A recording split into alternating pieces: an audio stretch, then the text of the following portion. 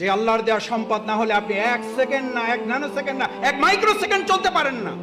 যিনি বলেন আমার আগামী মাস কিভাবে চলবে, আর আপনার 1 সেকেন্ড কিভাবে চলবে আপনি বুঝেন না? যে কার্বন ডাই অক্সাইডটা ছেড়েছেন আর যে অক্সিজেনটা গ্রহণ করবেন, এটা যদি এখন অনুমোদন না হয়, কত টাকা বিল পরিশোধ করেছেন এই অক্সিজেনের জন্য? অনলাইনে না অ্যানালগে জমা দেন? কোন অ্যাকাউন্টে জমা দেন? এটা কোন অ্যাকাউন্টে? এত কি ভাবেন ভবিষ্যৎ? ভবিষ্যৎ কি? ভবিষ্যৎ তো অক্সিজেন।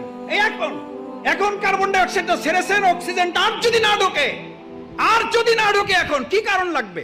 পৃথিবীর সমস্ত ডাক্তার একমত হয়ে গেছে, হার্ট অ্যাটাক করে কোনো মারা যায় না, মারা যাওয়ার কারণে হার্ট অ্যাটাক করেছে। স্ট্রোক করে মারা যায় না, মারা যাওয়ার জন্য স্ট্রোক। আল্লাহর কাছে জিব্রাইল আমিন না আজরাইল জান কবজ করার ফেরেশতাকে বললেন, আল্লাহ এমন দায়িত্ব দিয়েছেন, লোকেরা তো আমার সেই পরিমাণ গালাগালি করবে যে এই লোকটার জন্য আমরা মারা যাইতেছি। আল্লাহ তাআলা বলেন, তোমার কোনো অসুবিধা নেই, ব্যবস্থা করে দেবো।